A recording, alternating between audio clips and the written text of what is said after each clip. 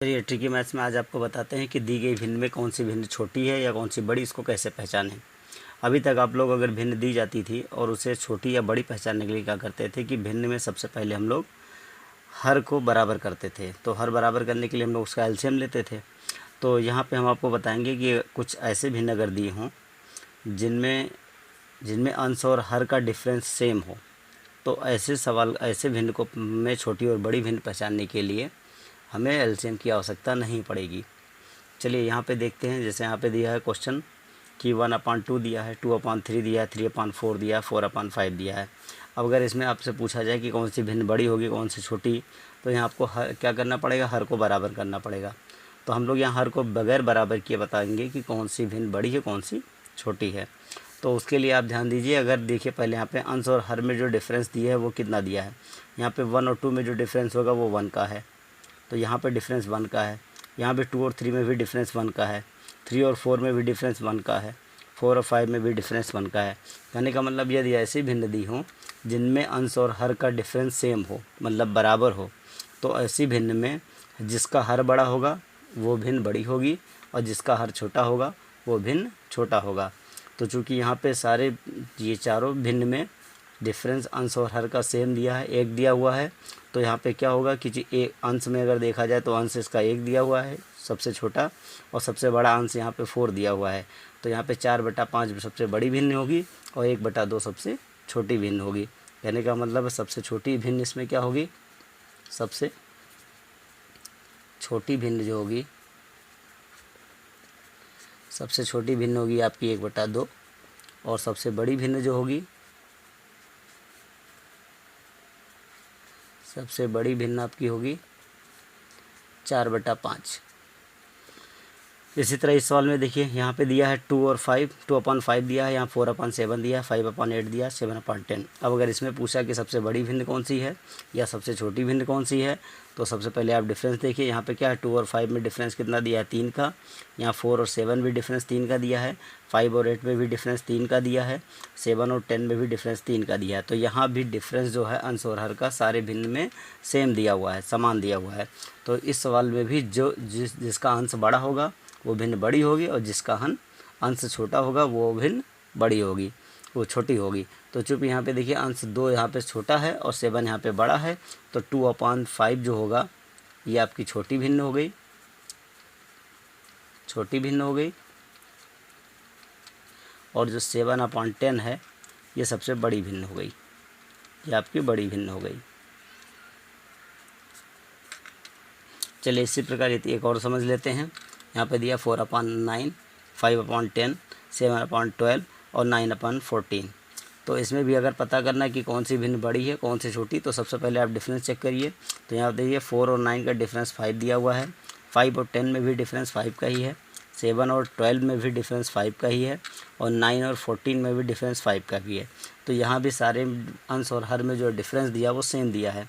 तो जब अंश और हर में ऐसे भिन्न दिए जाएँ जिसमें अंश और हर का डिफरेंस सेम हो, तो उसमें जो अंश बड़ी होगी वो भिन्न बड़ी होगी और जो अंश छोटी होगी जब वो भिन्न छोटी होगी। तो यहाँ पे 4/9 जो होगी वो छोटी भिन्न है, तो छोटी भिन्न यहाँ पे हो गई आपकी 4/9। और अगर बड़ी भिन्न की बात करें तो बड़ी भिन्न आपकी हो गई, बड़ी भिन्न आपकी हो गई 9/14। तो इस तरह हम लोग कोई भी सवाल अगर आए जिसमें अंश और हर का डिफरेंस अगर सेम हो, तो हम बिना एलसीएम लिए बता सकते हैं कि कौन सी भिन्न छोटी होगी और कौन सी भिन्न बड़ी होगी।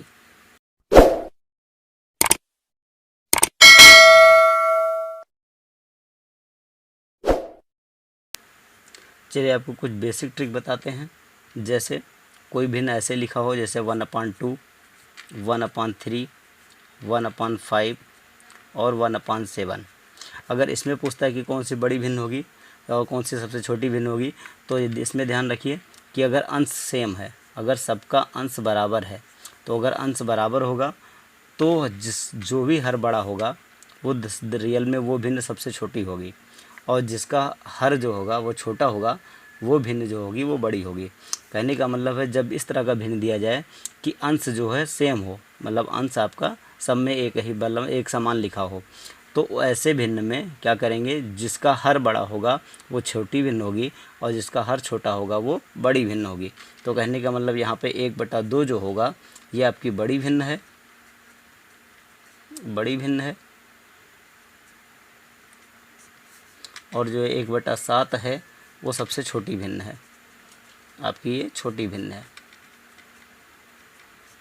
इसी का उल्टा अगर ऐसे सवाल दे दिया जाए कि 3/2, 5/2, 7/2 और आपसे पूछ लिया जाए मान लीजिए 9/2, आपसे पूछ लीजिए इसमें कौन सी बड़ी है कौन सी छोटी, तो जब हर बराबर होगा, ध्यान से सुनिए, जब हर बराबर होगा तो अंश में जो बड़ा होगा वो बड़ी भिन्न होगी और जो छोटा होगा वो छोटी भिन्न होगी। तो यहाँ पे चूँकि अंश यहाँ पे देखिए 3 सबसे छोटा है और 9 सबसे बड़ा है, और चूँकि हर सब में सेम है तो आप कह सकते हैं 3/2 जो है वो छोटी भिन्न है, ये आपकी सबसे छोटी भिन्न हो गई, और जो 9/2 है ये आपकी बड़ी भिन्न हो गई। तो कहने का मतलब है जब आपका हर बराबर हो तो अंश में जो बड़ा होगा वो बड़ा होगा, लेकिन अगर अंश बराबर दिया हो तो हर में जो बड़ा होगा वो छोटी भिन्न होगी और हर में जो छोटा हो बड़ी भिन्न होगी। यदि ऐसे भिन्न दिए हों कि जिसके अंश और हर का डिफरेंस सेम हो तो उसमें जो अंश बड़ा होगा वो भिन्न बड़ी होगी, जो अंश छोटा होगा वो भिन्न छोटी होगी। तो इस प्रकार आप अब बता सकते हैं कि कौन सी भिन्न छोटी है, कौन सा। बताते हैं आपको, यदि कोई भिन्न ऐसे दी हो, जैसे मान लीजिए 2/3 दिया हुआ और 5/7 दिया हुआ। अब यहाँ पे देख लिए, यहाँ पे क्या दिया, यहाँ पे डिफरेंस जो दिया हुआ है वो 1 का दिया है और यहाँ पे डिफरेंस आपका 2 का दिया हुआ है। तो ऐसे भिन्न जिसमें डिफरेंस अलग अलग हो तो उसके लिए क्या करें, आपको उसमें भी अगर आपको 2 भिन्न दे दिया, पूछ लिया जाए कि ये बड़ा है ये बड़ा है, 2 भिन्न में अगर कंपेयर करने को आता है तो आप क्या करिए कि इसको पूर्णांक के रूप में कन्वर्ट कर लीजिए। कहने का मतलब इसके अंश से ऊपर मल्टीप्लाई कर दीजिए और इसको इससे मल्टीप्लाई कर दीजिए। तो जब इसका 7 से मल्टीप्लाई करेंगे तो ये 14 हो जाएगा और ये 3 का इससे मल्टीप्लाई करेंगे तो ये 15 हो जाएगा। अब ध्यान से देखिए, चूँकि ये बड़ा है तो ये वाली भिन्न आपकी बड़ी होगी और चूँकि ये मान कम है तो ये वाली भिन्न छोटी होगी। तो यहाँ पे कह सकते हैं कि अब 2/3 से कौन बड़ा होगा, 5/7।